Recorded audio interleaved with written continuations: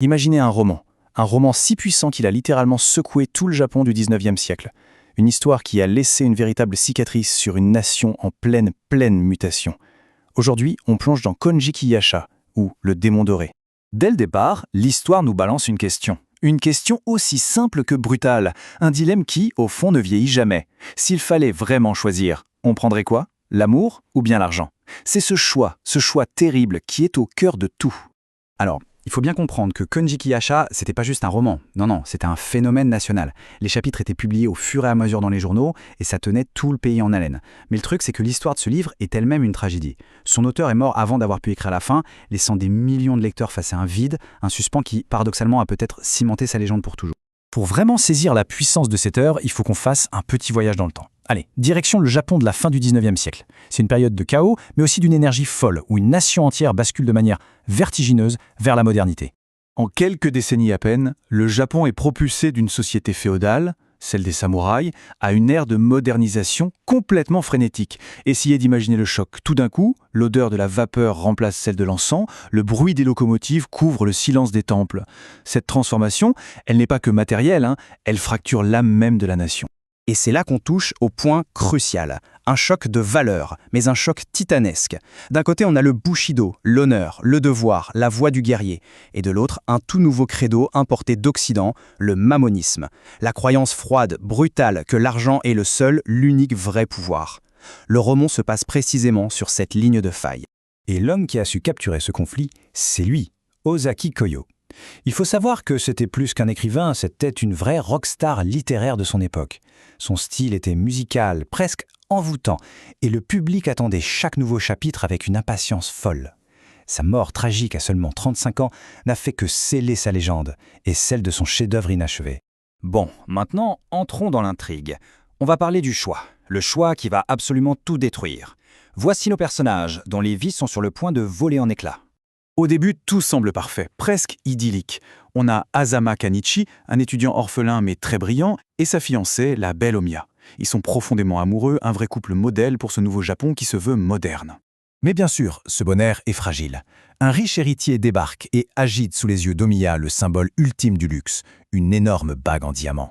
Et là, le cœur d'Omiya vacille. Ses parents la poussent, ils lui soufflent que l'amour, c'est bien beau, mais que l'argent, c'est éternel.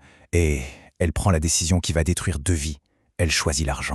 Cette trahison nous amène à la scène, peut-être la plus célèbre, la plus poignante de toute la littérature japonaise moderne. Une confrontation, de nuit, sur une plage, sous un clair de lune qui va tout changer, pour toujours. Fou de douleur, Kanichi retrouve Omiya sur cette plage, et il prononce ces mots, des mots à la fois terribles et incroyablement poétiques. Ce n'est pas juste une promesse de haine, c'est bien plus que ça. C'est une malédiction. Tu souffriras chaque fois que tu verras cette lune. Mais en même temps, c'est un aveu d'amour éternel. Je ne pourrai jamais t'oublier. La beauté de la nature face à la noirceur des sentiments humains, c'est saisissant. Après cette nuit, Kanichi n'est plus le même homme. La trahison ne l'a pas seulement brisé, elle l'a transformé. Il décide alors, de manière très consciente, de devenir l'incarnation de ce qu'il a détruit. Et c'est là que le titre du roman prend tout son sens. Konjiki, ça veut dire doré, comme l'or. Yasha, c'est un démon dans la mythologie. Konjiki Yasha, c'est donc le démon doré, l'histoire d'un homme dont l'âme a été littéralement dévorée et remplacée par l'argent.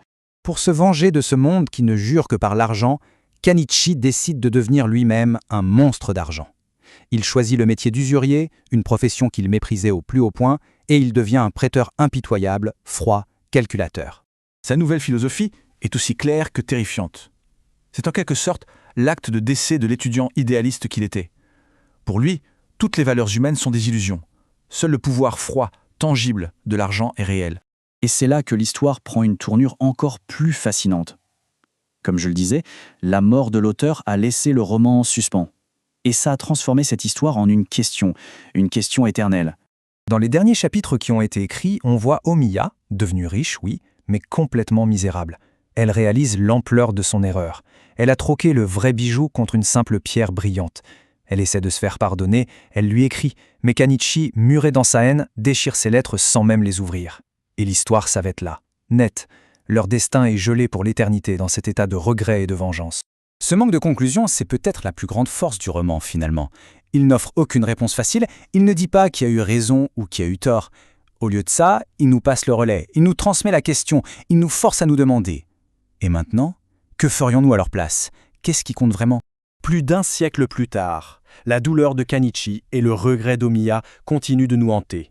À une époque où le pouvoir de l'argent semble parfois sans limite, leur histoire nous laisse avec une question finale, une question qui résonne toujours aussi fort. Au fond, qu'est-ce que l'argent ne pourra jamais acheter?